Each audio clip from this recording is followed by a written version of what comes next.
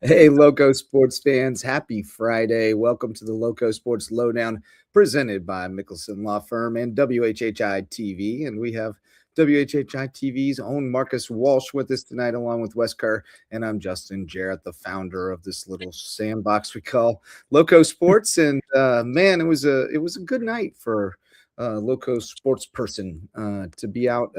Wes and I both got out to the Den tonight for a little crosstown matchup between Bluffton and May River, and they split. They split the title tonight with the May River girls and the Bluffton boys winning. But it was just a great environment. I mean, packed in the parking lot, packed in the gym, dignitaries abounding. Yep. Got to see a lot of old friends, and it's just a great night over there. But Wes, I It's think you're still over there on the premises, yeah, right?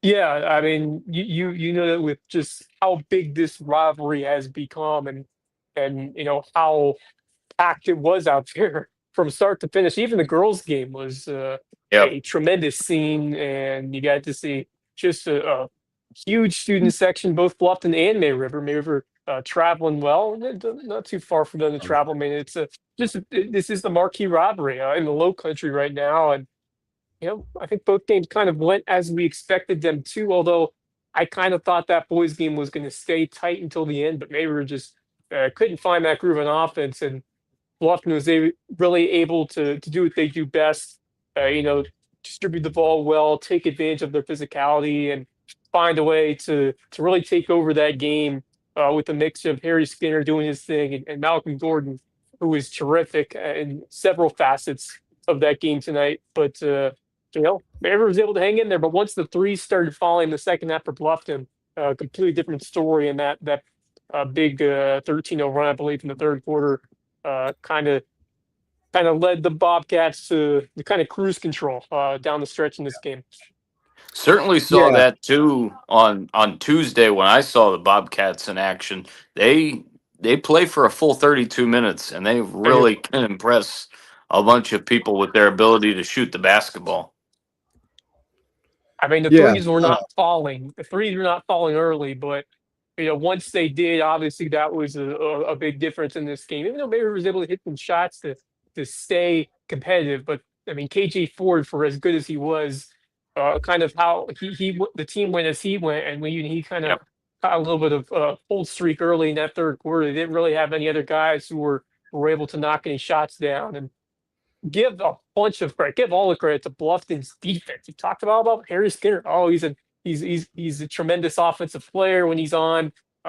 Gordon, obviously, we've talked about him, but the way they play defense as a collective unit, as a team, especially in that beginning of the second half, to shut Naver down after they scored that initial bucket to them ahead.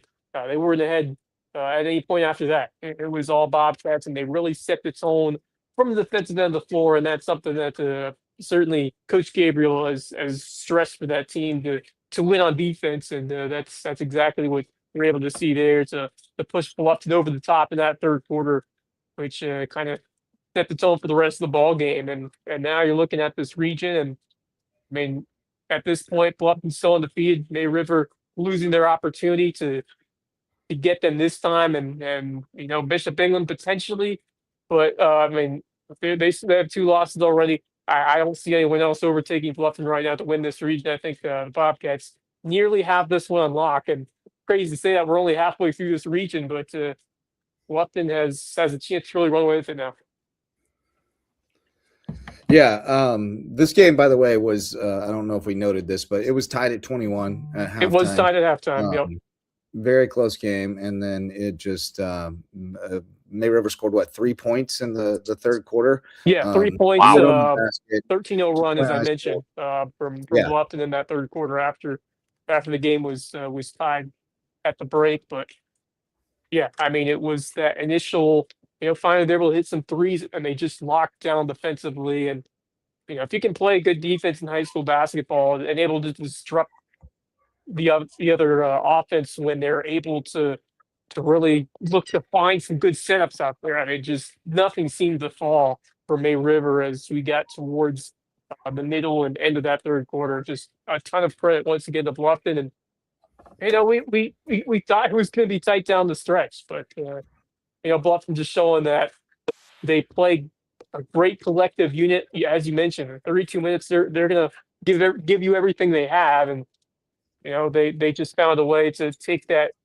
to another level early in that second half and really cruise the rest of the way. But I'm just impressed by the way it's really not all Harry Skinner. Harry Skinner is an important part of it, but Gordon has been impressive, and others as well have really stepped up when a number has been called. And I'm really impressed by how this team has just collectively performed game in and game out. You saw what May River did following the Buford. Good on Buford getting that win. Bluffton has been ultra consistent, and even going back to earlier on before region play started, this team just, I mean, they just have played a really consistent game where they've gotten the most out of their guys, or at least a couple of their guys, game in and game out, and that's exactly what you want to see, and especially when you're looking to win a region where now you're in more than the driver's seat to clinch it very soon if you keep playing like this. So it's been a great season. Give all the credit to Coach Gabriel. He has done a fantastic job with this group. Yeah, I don't know what comes after the driver's seat. What is the catbird seat? I don't. Yeah, I don't know. I don't know. Yeah, I'm not sure. The driver's seat, I guess it's still the driver's seat, but like they're further in the back. Like you're driving a limo now. Something. Everyone just. I don't know what comes after that. I was trying to think like, well, what would be a step beyond the driver's seat? Everyone's just going down the trunk or something. I don't know. But yeah, I mean, they're starting to the sidecar. They're starting to almost kind of run away with it, which is crazy because it did not seem like it was going to be that kind of year. But I think they are just kind of getting better as they go, and I think May River, the Fool's Gold has kind of been revealed a little bit. It's worn off. Yeah, and they've been in a kind of an extended shooting slump now, and you knew that was prone to happen. I still think they're a dangerous team, and I think it seems like when they come out and shoot the ball well to start, they keep rolling. And they stayed in it. They stayed in it, though. I mean, it wasn't their best offense performance, but they did enough. And mostly it was just because Bluffton didn't hit their threes. They just couldn't quite hit those shots to separate themselves. Bluffton missed a couple bunnies until when late. They had a chance to put it away. And like had a kind of sloppy. And I think May River just got frustrated once those shots weren't falling. They were committing a couple of just frustration fouls as the third quarter came to an end, and Bluffton was really just able to stick to their game, and after that there really wasn't much May River could have done because they just couldn't find the answers in terms of hitting those big shots, and even when they had some open threes, they couldn't knock them down. Yeah, and you got to keep pace, and we're able to do that tonight.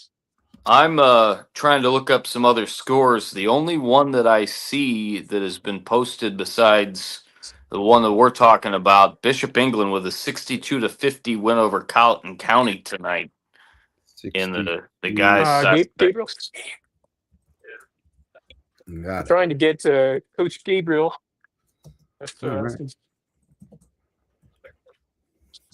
Sticking out the locker room, huh? Reminds me of the old days of the island. Might as well. Might as well. Over there. I've got quite a few scores coming in now. All right, so here we go. We got Coach Gabriel here on the Loco Sports Lowdown. Hey, awesome. Coach, what's going on, buddy? Hey, Coach. How you doing, buddy? You hear us?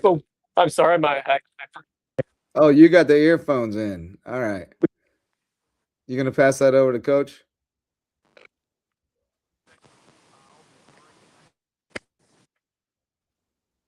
Are we passing it to Coach? Oh, okay. I think he's trying to figure out how to get his headphones disconnected there. You got us now, Coach?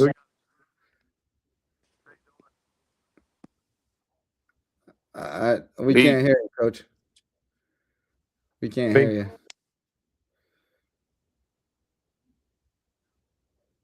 We're not hearing him. Yeah. Get started. Certainly a great atmosphere tonight, and no, we can't hear you, Wes. No go. We can't hear you. We're gonna have to. Having some. Yeah, we can hear you now, but we couldn't before. Maybe I could go over here.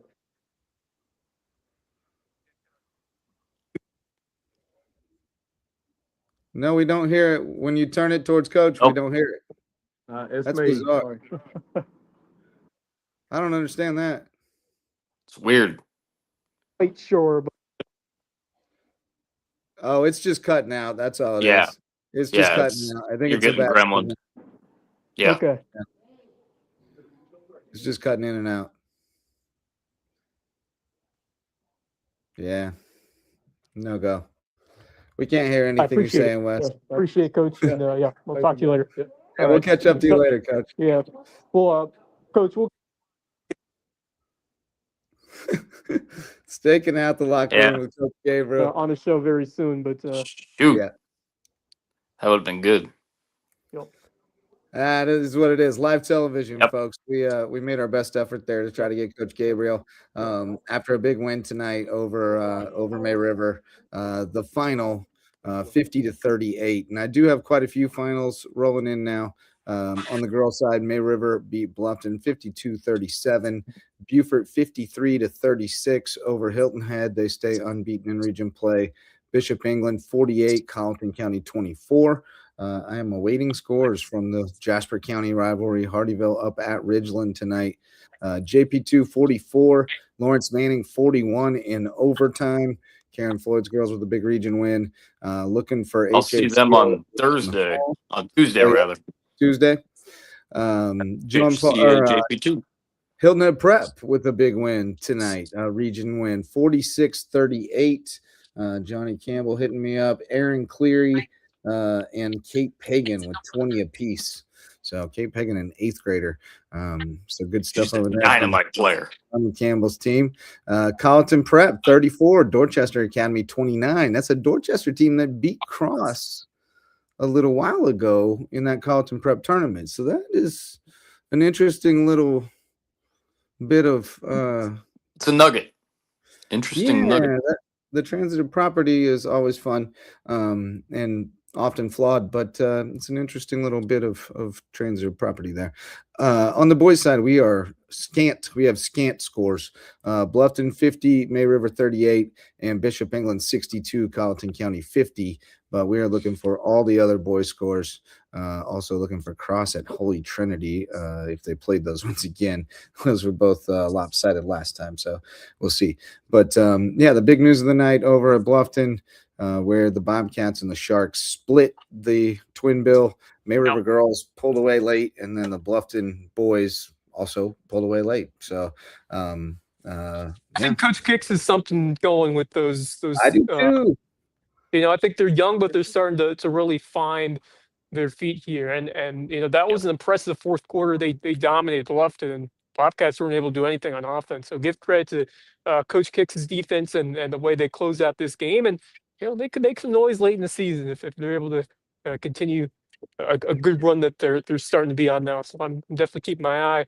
I think this girls team has potential of really breaking through in the next few years if they're able to really develop some talent. And it's all about looking into those JV feeder programs and undergraduate. This team was a few years ago. I mean, they got to the Lower State Finals. Mm-hmm.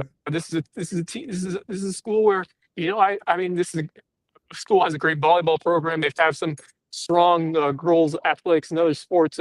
I just think it's a matter of time until this girls basketball team gets to the level that they're right in the mix again in terms of 4A. Yeah, and the feeder program is a big thing. It's a delicate thing in the Bluffton area because Bluffton and May River don't really have feeder programs. They both split 2 feeder programs, and then May River has River Ridge. But Stitch, good Lord, get out of here. My cat's about to knock down my whole rig here, so if everything falls apart, blame Stitch. You just got tangled up. Fair enough. But no, River Ridge goes to May River, and then McCracken and Bluffton both kind of split between Bluffton and May River. So it makes it difficult to have any kind of real continuity there. But Coach Kicks was on staff at River Ridge for the last few years, volunteering and assisting, just being a kind of a mentor to Blake Bishop and other coaches that were involved over there. So there is a little bit of continuity there, and I think you're starting to see that come together with these young kids that have played for her in some form or another for a few years now. And they are definitely rounding into form. If you look at the recent results, they blew out Whale Branch, and that's a Whale Branch team that, albeit a 2A team, they beat Hampton the other night. That's a pretty solid little squad. And I think, did they play earlier? No. If they would have played early in the season, I think that would have been a scrap. But May River blew them out. They beat Colleton before that. Ever since they lost to Buford big, they've kind of been rolling. So Yeah, we could go. They're turning the corner. Bishop England away from being the number 2 seed, potentially. So yeah, something's kind of cooking there. It's starting to come together. And even if you finish third, you still have a chance of hosting the first round home game. So True. I mean, True. that would be a good target. Like, if I think they have a good opportunity to, Hilton Head's always going to compete every night, but I just don't think they have enough this year. No. Bluffton's rebuilding. Colleton is, that's a team you got to watch out for sometimes, but I think that May River certainly has a shot to lock down that 3 spot, maybe even challenge for second place in this region. But just find a way to get in, and not just get in, but find a way to get a home game. That's where you want to be right now as you continue to grow as a team. But I remember just interacting with this coach very early, Coach Kicks, when she started coaching here, and I just really liked her philosophy, the way that she, just is teaching and talking to these kids about what she expects of them. And I just think she runs a very good program, and I feel like the results are going to start to come very soon, especially once you start to get some more experience with this team. But this was a big step forward, what they did tonight, and really locking down a win where I thought it was going to go down the wire, just like boys game I thought it was going to, but credit the Sharks, the way they're going to lock them down. So I'm excited to see what they do from here. But right now, it's Buford in control of this region, and I don't think anyone's going to stop it. But this is the team that Reggie Jones. Interestingly, Rob Benson said that tonight it was Buford 53-36 over Hilton Head, but he said it was close for most of it. So, that's kind of interesting that Hilton Head stayed with them for most of the game. Buford's not infallible, I don't think, but they are definitely far and away the most talented squad. They're the best team. They're not perfect, but they are the best team. Yeah. And I agree completely with what Wes said about the experience. And I've seen May River just briefly there last week on the girls' side, losing Brooke Dalton. Oh, did they lose Brooke? That is a huge loss. Oh. So obviously with the fact that, it's Duncan and a couple others, that's big. Yeah. Oh man, I didn't know they lost her. That's well, I think she was a senior, wasn't she? Oh, I thought you meant that somebody got hurt, and I was like, no. Yeah, she was an important piece of that team in the last few years. So that's I believe so. I can't keep track anymore, man. All the years run together, and these kids. They really do. They really do. You're not wrong about that. But like I said, a lot of younger players are starting to find their form. They got some depth. It's just a matter of now cultivating and getting the most out of them, and just finding those key pieces that you need to compete against the top teams in this region. But yeah, surprise at Hilton. I mean, Hilton Head's a team that they'll always play you tough. They may not have the talent, but they'll always give you a game.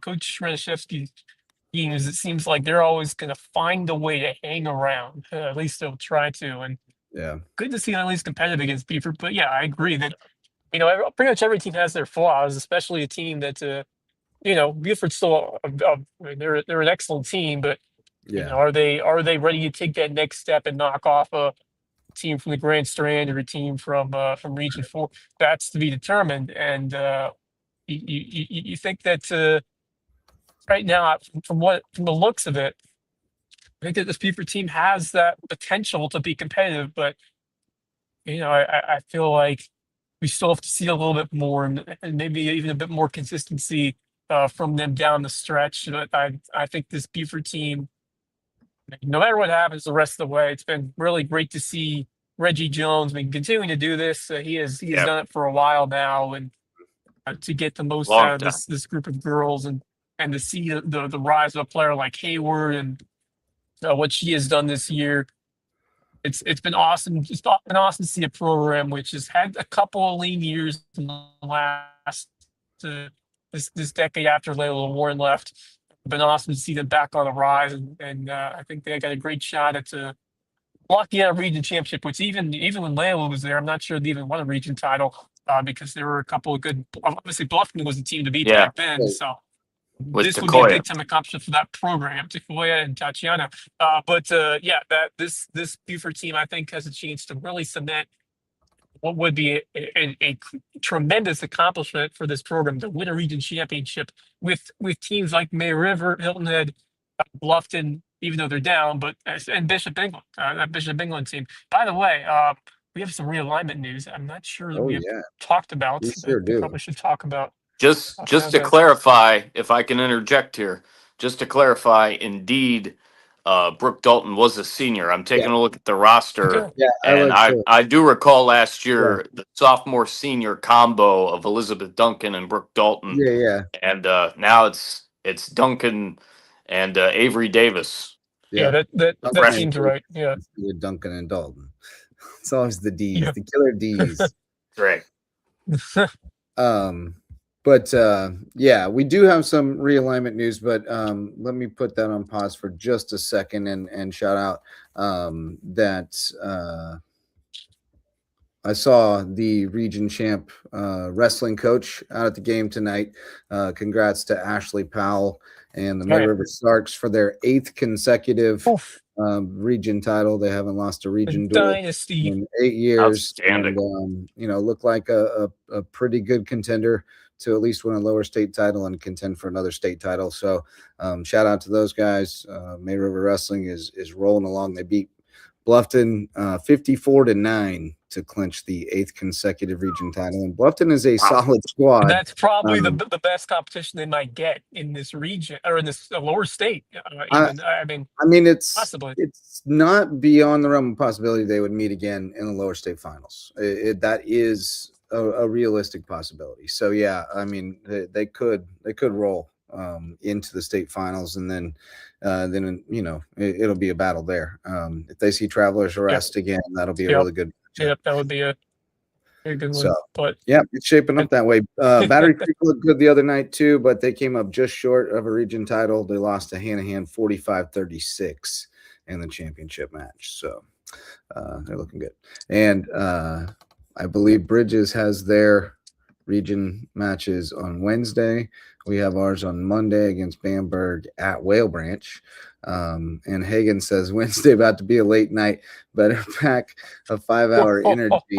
You guys have no idea. We haven't talked about this, but in the last 48 hours, the entire wrestling world in our state has been turned upside down because the threat of this snow and ice allegedly coming this weekend has forced them to postpone everything, and it's not an easy thing. The schedule is so compact with wrestling, and so so we were supposed to go to the girls qualifier on Saturday in South Florence and have the Carolina Invitational, the JV and middle school state tournament in Lexington.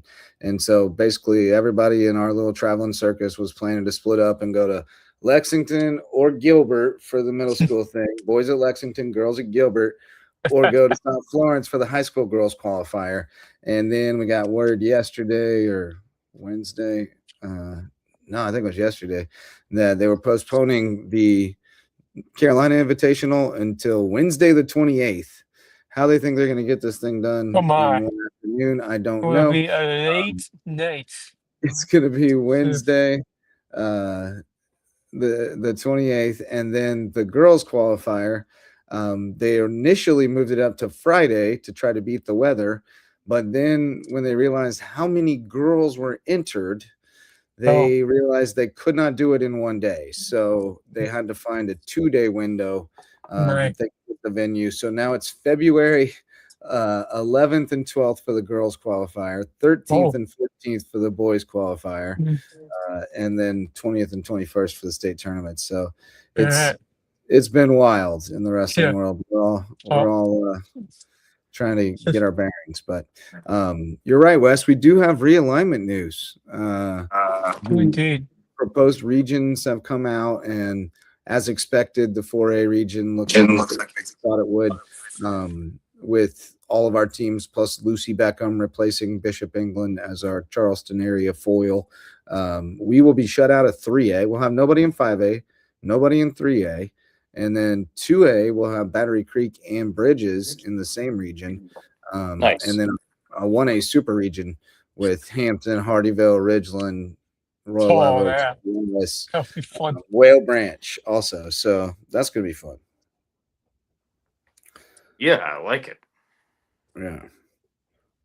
Wes, did you have more to say about that? Yeah, I'm just in the car, so I'm trying to do the best I can. But yeah, I mean, I was interested to see what would happen with that 4A region that Bishop England was moving down to 3. Of course, Lucy Beckham won their appeal, and they moved down. They said, we're willing to travel there. We're willing to make a bunch of trips over the Low Country, and that's exactly what they'll be doing. That's going to be an interesting test. I think that Lucy Beckham overall, I think, is a step ahead of Bishop England. So I think that, a football team is going to be competitive. Basketball, they've had a couple. I have to look into how they've done recently. But I should look back in the past. They've always been a pretty tough foe when they've come down here in their initial stint here in 4A when James Allen was here as well. Obviously, they've got a great tennis team, which will challenge Hilton Head. Those should be some terrific matches, especially on that girls' side, guys probably as well. In soccer, a lot of Olympic sports. So Bishop England has been as well. So it's not much of a difference, but it's always cool to have that. Maybe not all the time because it's always tough when we lose to them. But I think there'll be an interesting foil or challenge to a couple of our squads, and it'll be interesting because this is a Lucy Beckham team that was on the cusp of 5 moving down to 4A. So they certainly have the depth and the number of athletes on much of the squads they're going to be fielding out next year. So I'm excited to see how this region is when we just look at obviously we'll see how competitive they are in football. Hilton Head, coming off a terrific run, they're going to be right in the mix again for a region championship, if not bigger things than that. And just across the board, that's a very good program, which I think should have a chance to pull off a couple of big performances in just 4A in general. Moving down, that's a good spot for them, but as they get the movement down to 4A, but it should be a fun region. But I'm looking forward to especially what'll happen. Well, first off, I mean, it's good to see Battery Creek move down to 2A. I think that's a good spot for them. Great spot. Should be fun. Them and Bridges, they are no longer having to play Oceanside. Although they did beat them this year in basketball, which was pretty cool. Nice send off, I guess, knocking them off in hoops this year. But then. But it's going to be fun. I think Whale Branch moving over to 1A, great football program over the years. I think that's a good spot for them to compete. And then you got Hampton County as well. And I think that's a great opportunity for the Hurricanes to really make their spot known. That's a Hurricanes team that got the state championship in 2A last year and fell just short in a tough loss, but on the football field. But I think it has worked out pretty well for good to see Bridges win that appeal and move down to 2A. And I think that 1A, especially with Ridgeland and Hardyville, then you add in Whale Branch, you add in Royal Live Oaks for non-football sports. It's gonna be a ton of fun to see all these matchups between these couple of squads in 1A, because those can always be fierce when you have a bunch in one region. We've known that from 4A. 1A should be exciting as well. So, I think it worked out well for most of our area teams. I agree. Yeah, I mean, obviously, 2 of them lost appeals, so they weren't too thrilled about that part of it. But how realistic was it? Not very. Yeah, it was a Hail Mary type situation. Yeah. But I mean, at the end of the day, they got the status quo. Speaking of other teams in 4A, just big picture, especially in the lens of football for Hilton Head, which I think should be, and maybe even May River or Bluffton, Bray Collegiate moves up to 5A, but I think Irmo moves down. Irmo was outstanding this year in Yeah. football. Although I did see Irmo had a couple of guys transfer to Dutch Fork the other day. TL Hanna in the upper state, terrific program in 5A. They moved down to 4A. How about And then, Gaffney? of course, you get Myrtle Beach. Oh, Gaffney as well. I believe it's 4A. It's a Yep. perennial powerhouse in the upper state. Gaffney's And then, of coming course, down. you South got Point. the Myrtle Beach. See, a lot of those 5A, those fringe 5A teams that you had the two divisions set up, they moved down to 4A. And Mhm. so now you're back with Myrtle Beach, North Myrtle Beach, West Yeah. Florence. South Florence already was 4A, but Yeah. yeah. St. James coming back down. Yeah. So I think it just makes the whole of 4A a little bit more competitive, in my opinion, just because you're splitting up 5A. That means the good teams are going to be 4A this year. So, I agree. that's the way it kind of shook out. But I just think overall, when you get deep into playoffs, you're going to go up against some tougher competition as a whole, slightly. But I think that I mean, it's hard to get it right. Obviously, you're going to see the high school league change up things from year to year. I didn't like the 2 Division 7 5A. I wasn't a big fan of it. Yeah. Now, the Yeah. one other Now thing we'll I had have- is that We'll have two divisions in 1A in some sports. Right. In Yep. any sport Yeah, that's where what I there are at least 25 teams, they're going to split it. okay, interesting. Which I think it makes sense. Yeah, for 1A, I think that makes a yeah. lot more sense than 5A. I'd rather have the 1A than 5A, I guess, in terms of splitting those, because you have 10 regions, but they're splitting them up, I guess, depending on the sport, as Yeah. Misa noted in our stuff. Yeah. Appreciate that. So- Yeah.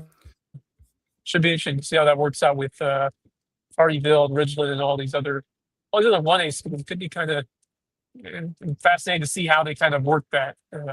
How they determine those, which teams are Division 1 inside of 1A, which teams are Division 2, all that stuff. So Right. Well, and I How they suspect it'll be the type of thing where we may not, in some sports, we may not know until the end. Like in wrestling Right. right now, we have a deadline by which we have to declare for the playoffs. And if you don't end up competing and you forfeit, then you have to pay a fine. So you have to do that because you have to know how many teams you have, Yep. to know how many divisions you have and all that stuff. And then you got to take all the ones that do declare and stack them up by enrollment and cut it down the middle, right? So, Yeah. Yeah, it's going to be a lot of moving parts to it, but we'll see how it goes. It's 2 years. We kick the tires on it, and we decide to either tweak it or scrap it and go to something different in 2 years. That's kind of the beauty of the process, is that these alignments are only 2-year plans, and so we get to kind of blow it up and start over again in 2 years and fix anything that's not right. And every year we get to change bylaws and rules and those kinds of things. So as frustrating as it can be, it's a good diplomatic process by which we handle this stuff. Yep. And nobody's flexibility. never going to make Yeah. everybody happy Yeah. all the time. Right. But we do got to get better refs. Saw a couple rough calls tonight. A couple guys that it's time for them to not be the ref anymore. They can just show up and watch the game and don't charge them for a ticket, but they don't need to be doing it no more. But anyway, got a couple more scores for you. Ridgeland girls 37, Hardyville 27. Hardyville girls getting better, getting more competitive, Yes. but Ridgeland getting the dub tonight. And then on the boys' side, Hilton Head 72, Buford 32. Ouch. Oh my! Wow. Jimmy Searson said. It's crazy how was- Buford can look like I can imagine. a strong team one night, and then the next night they get shellacked by Hilton. I'm not sure what to Right. think about that Buford team at this point. Very erratic. Inconsistency. It's been tough, and in talking to Jeremy Huff after the game on Tuesday, said the guys are grinding, but it's been tough. That's microcosm of it. They played at moments, and in a lot of moments that were key, they played really well against Bluffton in the matchup that I called on Tuesday, and they had an outstanding gritty effort against May River last Friday, and I was there for that one too. And then tonight they get smoked. Yeah. So yeah, it's up and down for them. Yeah. For sure. Yeah, I mean, young team. That's Yeah. prone to happen. You're dealing with a lot of you sometimes 15, 16-year-old boys, and they're mercurial. They're not always locked in, not always focused on the right things, and they've had a rough season, and it's harder to stay locked in when you're losing, when you're struggling. But I was hoping maybe that big upset in May River would kind of kickstart them, but looks like we'll need another kick in the pants. But Hardyville boys beat Ridgeland 63-61. I can't wait to hear more about that at school on Monday. Nice. Man, it'll be so it's a sweep in region play for the Villains. Canes. Do you have any updates on either HHCA team? I do not. I don't have people. And then last I saw, the JP2 guys were up 45-41, but I haven't seen anything since. Oh. All right then. That may have been the final. No. Final was 52-48 Lawrence Manning. Okay. In the end. Swamp Cats. The Swamp Cats, indeed. 52-48. So tough L in region there for JP2 boys. Yeah. I'll add that one too. What regions? Up against a couple of teams far away from here in that region right now. Yeah, they are in a far-flung region. They got to go travel. Florence. Prep used to be in a region like that back in the day, but then there's a time when there were flex. They even play them into the playoffs. It's kind of has had some strange maneuvers over the years in terms of playoffs and regions, but they do their best, and it's hard. Always hard for realignment high school league SCISA to group and get the right spot. But it's always exciting to see them go up against some teams distance from here. Right. So JP2 girls, we noted that they won tonight 44-41 in overtime over Lawrence Manning. That puts them at 2-1 in region. They also avenged one of their earlier losses on Thursday night, 49-41 over St. Andrews. They had lost to St. Andrews over there a couple weeks ago, kind of a surprising loss at the time. But they bounced back and beat them this time, so that's a good sign. They are half game behind Wilson Hall, so they're right in the mix. They lost to Wilson Hall by 2 on the road, and they get them back at home on the 30th, so next Friday, and that'll be a huge game. A lot on the line in that one. What do we call JP2's gym? It needs a fun name. Sanctuary? I'm trying to think. No, there is one. Sanctuary? That's a really good name. I'm sure if they I'm not sure what I've called it in the past. I'll have to go back into the archives. Yeah, we got to call it. It needs a nickname.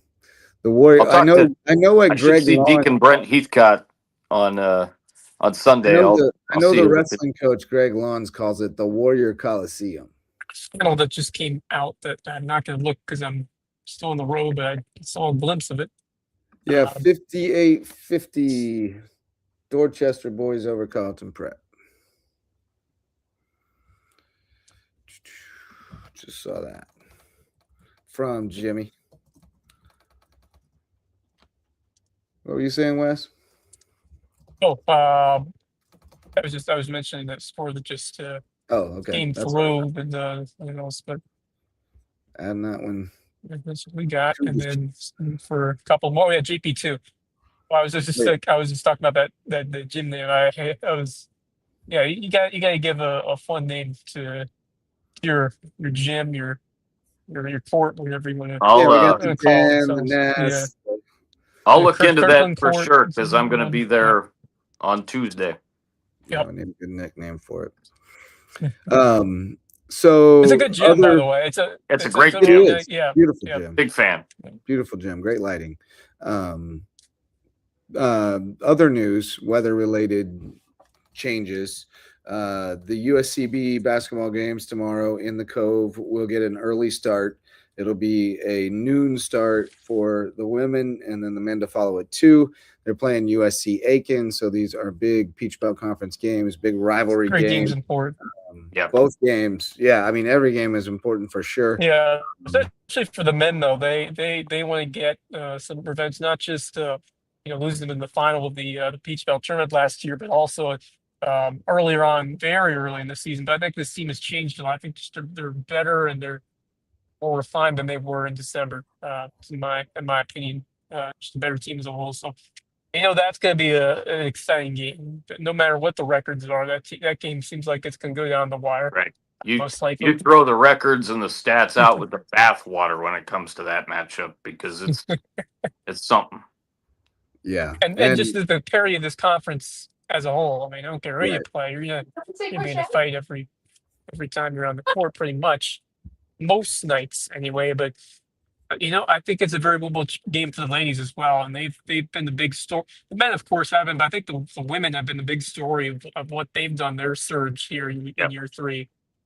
It's been cool to see. And of course, you get to bringing Peach Belt to player of the week, Tanaya. Bowman. Yep. Jigsaw, we call her. Sandstrikes tied for second in the conference behind Columbus State and tied with Augusta and North Georgia. So they'll try to keep pace. Columbus State beat Lander last night, I guess. They must have moved theirs up because, the weather has got everybody worried. And I don't think it's going to be much of a factor here, but I think northern parts of the state it is. So for sure. Here, so that's how they shut everything down. Because we were supposed to go to Florence and Columbia and all these places. So I imagine that's why they got that one in last night. And then obviously USCB moving their games up, let Aiken get out of town and back home before the weather. So before the storm hits, it's going to be miserable. Even if it's not ice, it's going to be miserable, cold, rainy. You're going to be stuck inside. So get out to the Cove tomorrow, noon and 2. And see some hoops. It's going to be a great game. Finnegan will be in rare form, I guarantee you.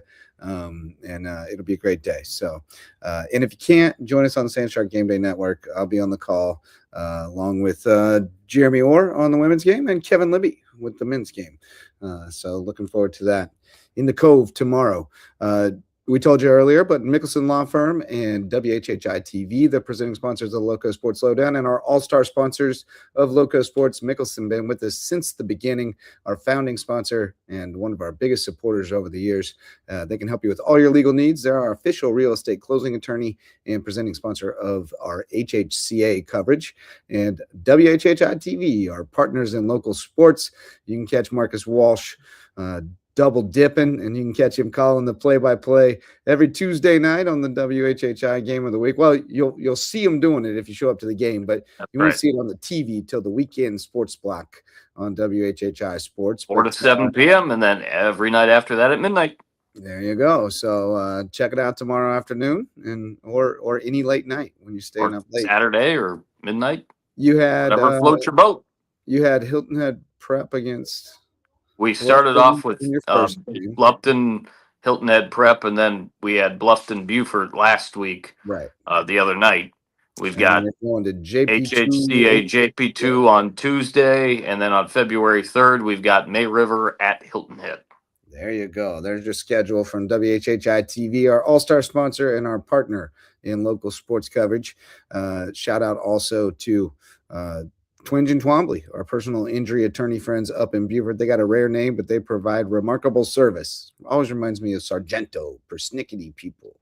That's what I always think of. Rare name, remarkable service. Very good. Twinge and Twombly up in Beaufort. Also, our old friend Coach Barron, who's got it going on over at HHI Windows and Doors. Every time I see him, he tells me he's staying busy. So they must be improving a lot of views around the Loco at HHI Windows and Doors. And then, of course, Why am I blanking all of a sudden? Hudson It's Seafood House Barbershop. on the Docks. Hudson Seafood House on the Docks, of course, is presenting sponsor of Under the Bus. We had a great show last night. I got to run point for Curry and Rich. You can check that out over on the Loco Media Network. And presented by Hudson Seafood House on the Docks. Great place for seafood, sunsets, and cocktails. And you might want to get there for brunch tomorrow before it gets too cold to sit on Skull Creek. So shout out to all of them, as well as Reverence Wrestling Club, our official wrestling sponsor and presenting sponsor of the Loco Grind, and Jay's Barbershop, the place to be in Ridgeland, whether you need a haircut or not. Great place to hang out. So Marcus, what else you want to talk about tonight, buddy? That's as far as local stuff, that's really all I have. I was just kind of taking a look at some numbers for sure for the games tonight. Certainly looking forward to the matchups on Tuesday. I've reached out to coaches, ADs, etc. I think that the guys game between HHCA and JP2 has a chance to be interesting. The girls game, I mean, we'll see. Hilton and Christian Academy girls are down. Yeah, it won't be competitive, I don't think. The guys game, if they let them get open for threes, they'll shoot them, and they'll probably make them in the game. But I think JP2 definitely should be able to take care of business there. Definitely the more talented team at this stage.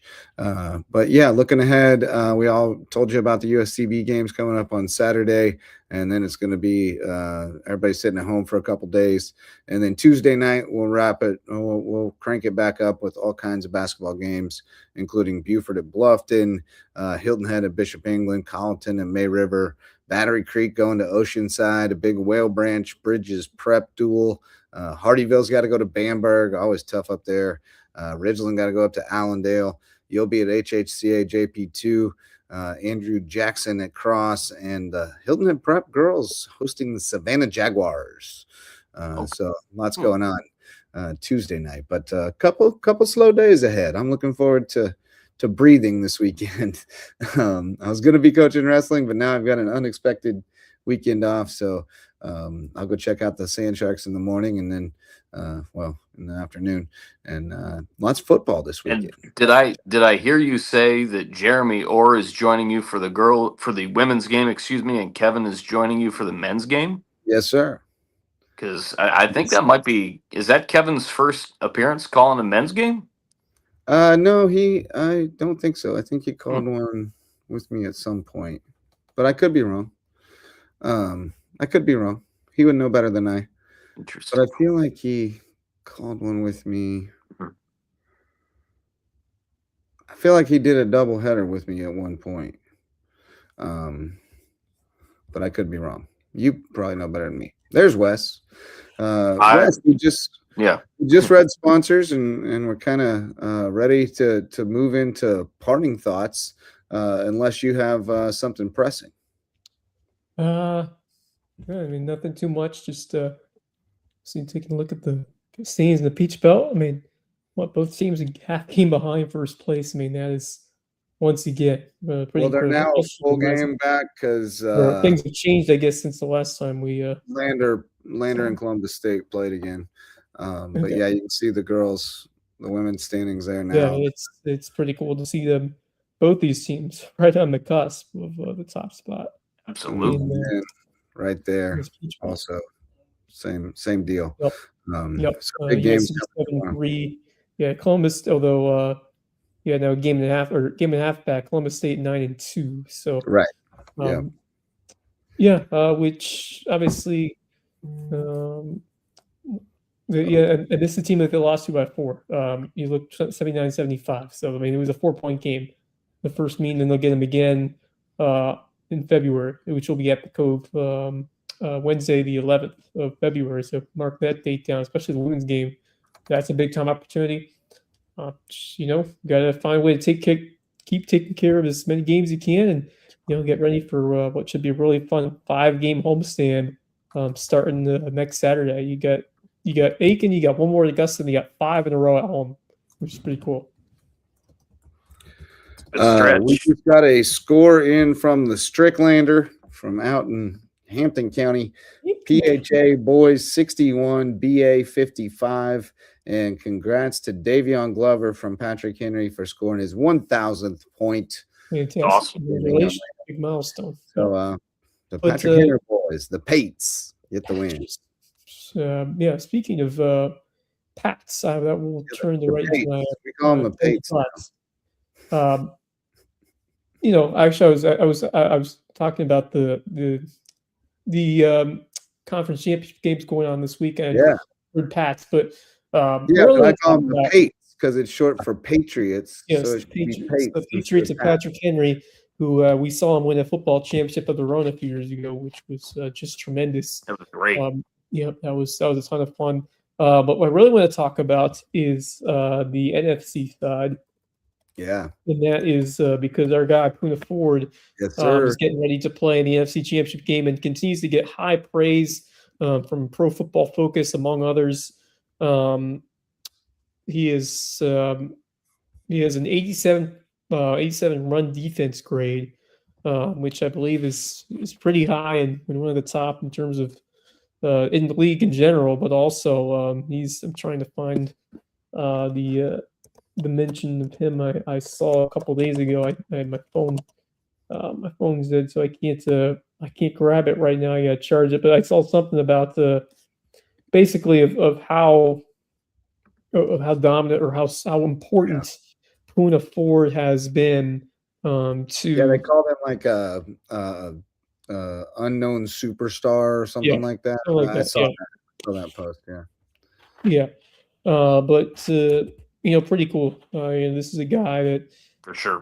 And I'm sure that it's a kind of a big revenge factor for him. He's playing Seattle, the team that first signed him. So more motivation for him to come into Seattle, and you know what? I mean, I feel like the Rams. Maybe I'm rooting for them, so I might be a little bit biased, but I feel like people aren't giving the Rams enough credit in this game. Matthew Stafford, he's won a Super Bowl before. You have one of the best wideouts in football in Puka Nacua, who is just a matchup nightmare, no matter who you have. They have a decent run game. They have a good amount of weapons on the outside, and they just have found a way against Carolina, unfortunately. But in terms of my favorite team, but then they found a way against the Bears, even when it looked like they felt like they got just beaten at the last second by Caleb Williams, or at least they forced overtime. But they just had that grit to them, where it was that big interception in the divisional game against LA. They just have that knack of finding a way, surviving and advancing, and kind of feel like it's going to be a similar game. I mean, these two teams know each other so well by playing the same division. How good was that division this year? Both games, I think, were no more than 2 or 3 points. What I'm saying is that I think people are really are just underlooking this LA Rams team. I think they have a real shot to win off Seattle. I mean, how much trust? I mean, look, I think the special teams defense had a lot to do with that first playoff win that they had last week. But how much trust do you have in Sam Darnold in an NFC Championship game to make the big throw? Because the Rams are going to force you to make that big throw. He's going to have. I mean, it's not going to be a piece of cake, or at least as easier as it was a week ago. I mean, he's going to have the big question is whether he can make some plays. Because that's the one thing that would derail that whole thing is if he throws a couple picks, that's it. But I don't know. I mean, I think you have to kind of give him benefit of the doubt at this point that maybe the playoff game last year was sort of the anomaly, because he's come back and looked every bit the quarterback he was last year up to that point. So I don't know. I think Seattle's the better team, but that doesn't mean they're going to be the better team on Sunday. Could go either way. Here's what I'm seeing, and I happen to see it on ESPN today. The Rams have been giving up the last 4 or 5 weeks. They've been giving up, I think, about 10 points more on average than they were the majority of the season. And in watching Seattle, I mean, they are just fast, just about everywhere. Their defense plays with their heads on fire. My goodness gracious, Kenneth Walker continues to run all over the place, all over everybody. Yeah, I think. I would love to see LA win this football game. And of course, you with got the back. Jackson Smith and Jigba, who is Yes, has become a superstar. he as well. I would love to see LA win this football game, but with the speed predominantly on the defensive side of the ball, and then certainly with Kenneth Walker and JSN, it's going to be, I expect a really tight game, but I would not be shocked, especially with it being at home, if Seattle that's wins. what I was about to say. That's the edge. I think that's how I think they have one of the best home field advantages in the NFL. I think we are going to how much see home a field New England advantage- Seattle rematch. Right. I don't know how much home field advantage. It's the false start. They call Seattle the home of the false start because at the NFL right now, NFL right now. But I do know that home field advantage in a conference championship game in a place where they've been starved for a One of the champion loudest. and one of the loudest environments in pro Yeah, sports. like I said, It's got to be top 3 in the NFL, right? That certainly Arrowhead. For sure. Arrowhead's up there for sure. But Seattle is, I mean, they get crazy. Seattle's definitely one of the loudest ones. So should be too. I mean, I think the Patriots Broncos game could be pretty good too. I would feel a lot better about Denver if Bo Nix was playing. Well, I gotta be honest. but I do think that I think that Peyton's going to have. They have a whole week to devise a game plan around Stidham. He's very comfortable with Stidham. Stidham was the first person he called allegedly when he got the job in Denver, and he said, "Hey, I want to bring you in. I need you to be my number 2 quarterback. I'm going to have to draft a rookie, and I need you to help me teach him the offense." And so it sounds like there's like a really good trust there between quarterback and coach. And so, I think they can devise a game plan that makes sense for him. And the hard thing for New England is you have no film with him running the offense this year. So you have no idea what it's going to look like. They might make some tweaks. And so, and Denver's defense is good enough to win to 3 or 9. New England been great on offense this year. Drake May has been fantastic, but this Denver defense has potential of making those big highlight reel bingo type plays that can change the complexion of the game. And if Jarrett Stidham provides a strong mistake free game, like he may not have to make like incredible throws, but if he can manage the game enough to avoid the mistakes and make a couple of timely plays when they need him to. You have the defense where they can bail you out and they can find a way to do more than that even if they're up to the task, which I certainly think. But I hope the Patriots go out there and they just go for the jugular and air it out a couple of times and let Drake May put some points on the board and try to catch. Defense is a lot better than people give them credit for too. No, they're solid. Patriots defense is quite good also. Yeah, I mean Vrabel's defenses are always going to be hard nosed and bend but don't break. So I think the Patriots should win this game, but I don't necessarily think it's going to be a walk away. Right. I mean, I think Denver will compete, but I do think New England. Even if Nix was there, I probably still would have gone New England slightly. I just think they're more of a deeper complete. I just believe in Vrabel in a big game like this on the road. I feel like once again Denver's been kind of squeaking by. They kind of squeaked by again against Buffalo, but give credit to them. Buffalo's not an easy team to beat in the playoffs, and Buffalo's having their own time to think about their new direction at this point. By the way, I heard some interesting rumor today regarding the Bills. I don't know if you heard this, but they have completed an interview with guess who? Phillip Rivers. Yeah, I saw that too. And at first I was like, "Are you serious?" And then I saw ESPN, Adam Schefter posted it, whatever. So. Yeah, I had heard that he was expected to be, part of this round of interviews that everybody wanted to talk to him about, maybe being their head coach. So Very interesting. I guess they got wind that he's hard up for health insurance, and thought maybe we can make a run at this guy. But that's it's a cool story. It's a cool story. Yeah. He's a football junkie. I mean, he is. I really didn't like him when he was playing, because he was on a rival team, and he's the kind of guy that you love him if he's on your team, and you hate him if he's not. And got a little bit of brash cockiness to him. Heel. Yeah, he's a heel, and he runs his mouth. He's actually a wolf pack, if you're referring to. Yes, true. Yeah, NC State. He's a competitor, and so you just hate him when your team plays against him twice a year. But man, watching him go out there and sling it for the Colts, and then watching him on the sidelines, like coaching the next week after he handed the reins over, I was kind of smitten. Like he just looked like a big kid out there having so much fun. And I'm excited about the thought of him being a head coach.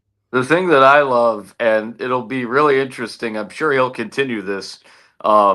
He's definitely a devout Christian and whatnot. But the thing that I love about hearing people talk about him, on interviews and whatnot, he doesn't cuss. He doesn't cuss at all. He says every other word in the book.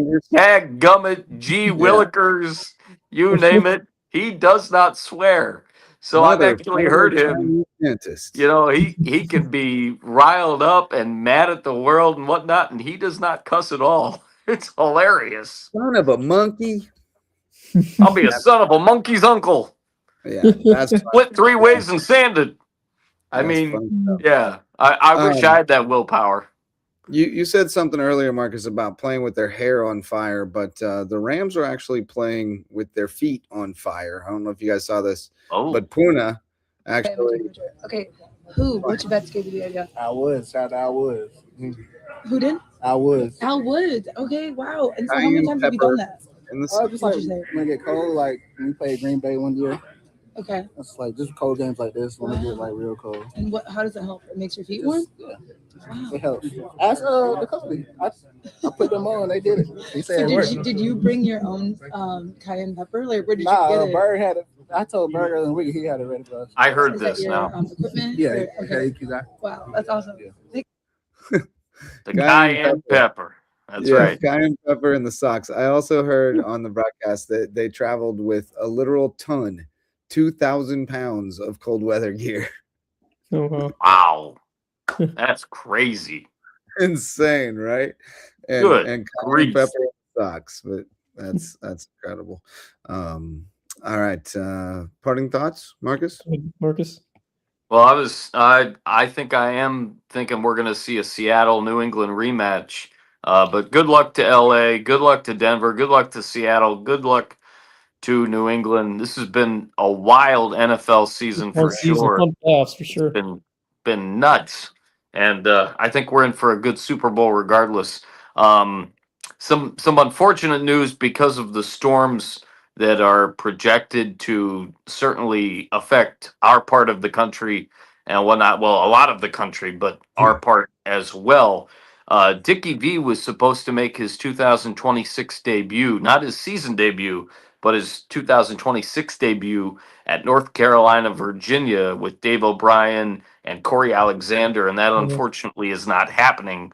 So I'm hoping that he'll be on the mic next Saturday, somewhere, probably covering somebody in the ACC. Unfortunately, it won't be North Carolina, Virginia. Right on. Yeah, Hampton had the night off tonight. Interesting. I'm still looking for scores. I'll be checking here as well and making sure everything's updated in a few moments as well. Info. All right. Well, I got one last thing here. Let's see. I got one last parting thought, and that is about the Loco getting snubbed in the preseason baseball polls. None of our teams ranked in any classification. No May River, Bluffton, Beaufort, Hilton Head, anybody in 4A, not even Bishop England. Nobody from the region, which is That wild. is certainly obviously. not what we want to see, especially for an area where you'd expect at least a couple of teams. I mean, a couple of teams that have had some good histories those last decade. I mean, if you look back, but Beaufort has had a run recently. May River has had a decent run recently. Softball, May River has had a couple of good seasons.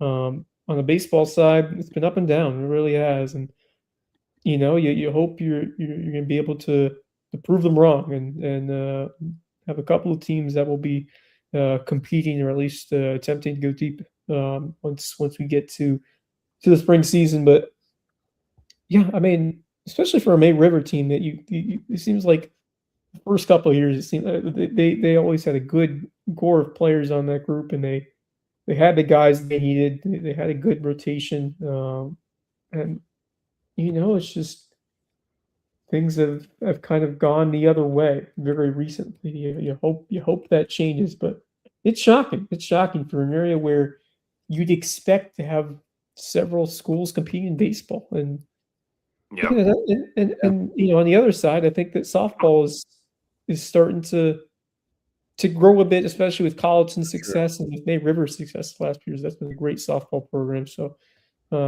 you hope that they're able to put on another good year. But definitely, I mean, you would have expected teams, but like I said, preseason poll, what does that even mean?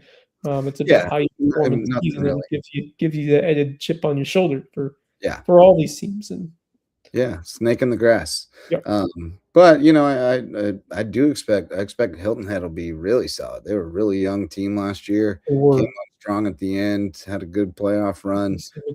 Roman is really excited. Roman's great. He's awesome. Great coach. He's a high energy guy, and he's excited about those kids. May Rivers, they're really excited about what they got coming back and coming up. Beaufort is always they're always in the mix. They're always strong.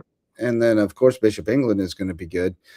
Colleton has a new coach who used to be at Colleton Prep. I think they'll be solid again.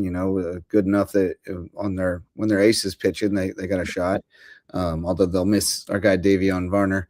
No, he was. And Bluffton, they graduated a good bit, but they keep reloading too. I mean, there's a lot of good young kids playing baseball in this area the last few years that are coming. Certainly is deep. It's about growing them to the point where they're ready to take that next step. But I think the feeder programs are doing a decent job. We're getting some talent.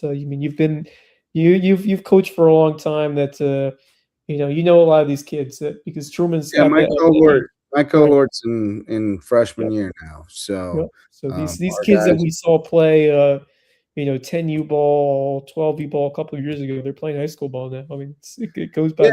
There's in that age group, the freshman class, there's two separate teams of kids that went to with a little bit of overlap that went to Dixie World Series, 2 years apart, and a ton of kids who have played high level travel baseball for years and years now.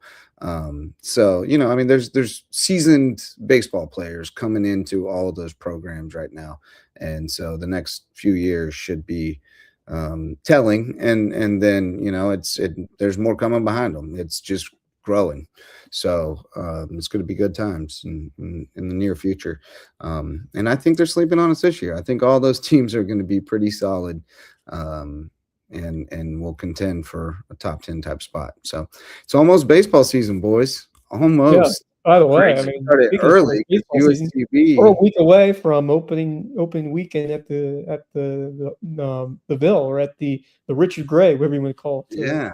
At the Shark Park. Great sport. Yep. I like to call it the Shark Park. That would be a fun name for it, but I'm not sure. That's what we used to call it. The Shark Park.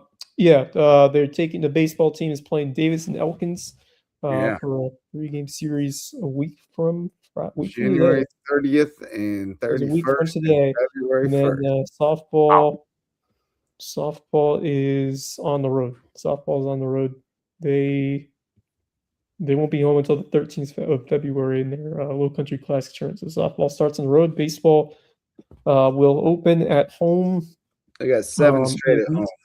7 straight at home to start the season. So, I was just thinking about it today. I mean, this is a time where if you're the athletic director, my good friend Andrew over at USCB, you deserve overtime because not only does baseball and softball start, you got that 5-game homestand in basketball coming up as well. So,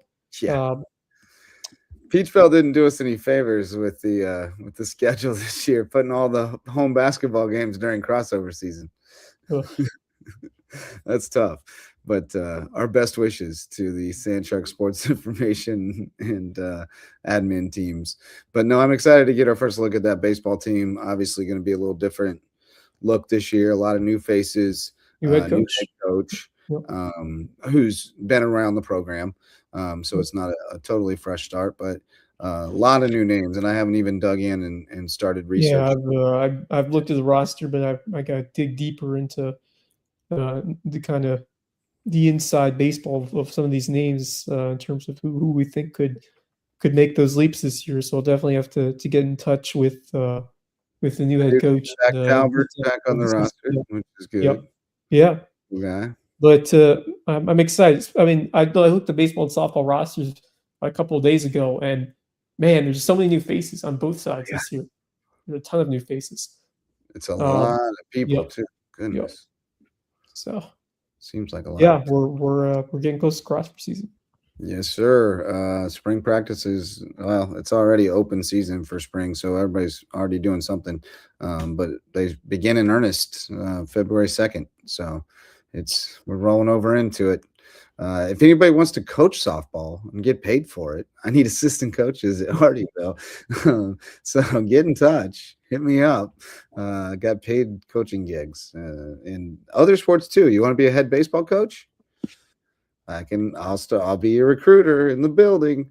Yeah, there's a lot of opportunities out there to coach and to ref. So if you're sitting on the sidelines and you want to get involved, hit me up on Loco Sports. I'll steer you in the right direction. I'll get your hands dirty real quick. So highschoolofficials.com as well. Highschoolofficials.com. Amen. I'm gonna have to pull the trigger and become a ref at some point. That wouldn't shock me in the slightest. I'm definitely gonna ref wrestling. When I'm done coaching wrestling, I'm definitely gonna ref wrestling. I'm gonna be like George Dixon's right-hand man, learning the ropes. I can see you reffing basketball, sprinting down the floor. I don't think I'm going to do those knees. I got the vision in my head right now. I don't think I'm going to do basketball. I'll do baseball and wrestling only. That's the only ones I would feel confident doing. I'll definitely call some baseball and softball games though. I've already done that. When the refs don't show up, the coaches do it all the time. And I've repped plenty of wrestling matches, like just kids just messing around. But I'll definitely be doing that in my elderly years, which are coming faster than I'd like to admit.